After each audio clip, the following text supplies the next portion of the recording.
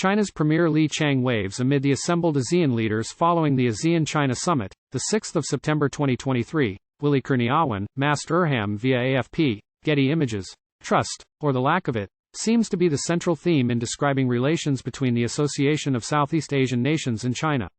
Several ASEAN leaders emphasized this point during the Leaders Summit last week in Jakarta. Indonesian President Joko Widodo pressed the trust question during talks ASEAN held with China in conjunction with the ASEAN Summit, stating cooperation can only be done if we have trust in each other, which of course needs to be developed and maintained by all parties. Malaysia's Prime Minister Anwar Ibrahim echoed the point, stressing that future collaboration would need to recognize that we take a strong independent stance as far as protecting our country's interests and the interests of the region. Both ASEAN leaders hit the right note, given there is a distinct lack of trust for China among Southeast Asian elites. According to the State of Southeast Asia 2023 survey of regional opinion published by the Singaporean Yusof Ishak Institute of Southeast Asian Studies, ISEAS, most respondents from ASEAN member states are worried about China's growing regional strategic and political influence. When asked to indicate who ASEAN should choose if it were forced to align itself with either China or the United States, most respondents chose the latter.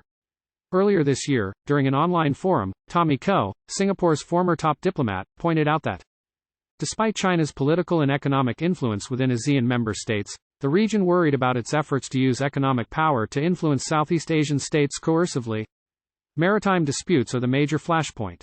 Brunei, Malaysia, the Philippines and Vietnam, as well as Taiwan, dispute China's sweeping claim to the South China Sea, and Koh pointed to China's actions against the Philippines as an example of behavior that generated broader distrust.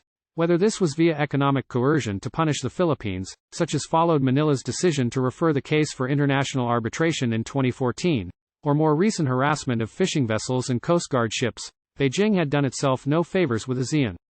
And while China talks of diplomacy and negotiation to solve the disputes, the aggressive actions taken instead exacerbate the trust deficit.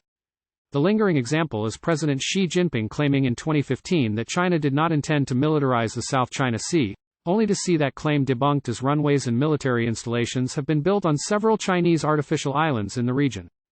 China's rhetoric consequently falls flat.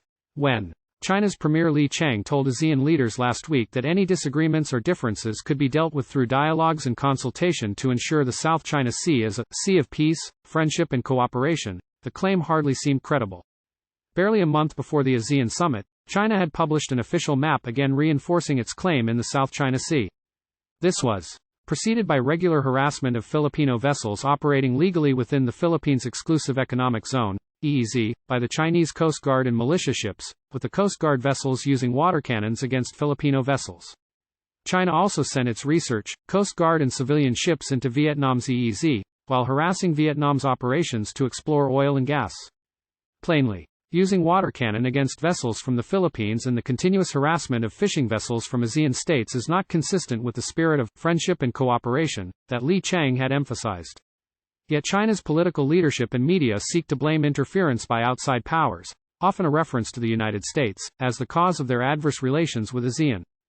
However, this fallible narrative assumes that ASEAN member states do not have agency in determining threat perceptions and defense policy. Filipino President Ferdinand Marcos Jr. directly addressed this misplaced perception in remarks at the recent ASEAN summit. The Philippines firmly rejects misleading narratives that frame the disputes in the South China Sea solely through the lens of strategic competition between two powerful countries. This not only denies us our independence and our agency, but it also disregards our own legitimate interests. This mistrust between ASEAN and China will not be addressed overnight. Beijing must recognize that its behavior in the South China Sea is the obstacle to closer cooperation with ASEAN.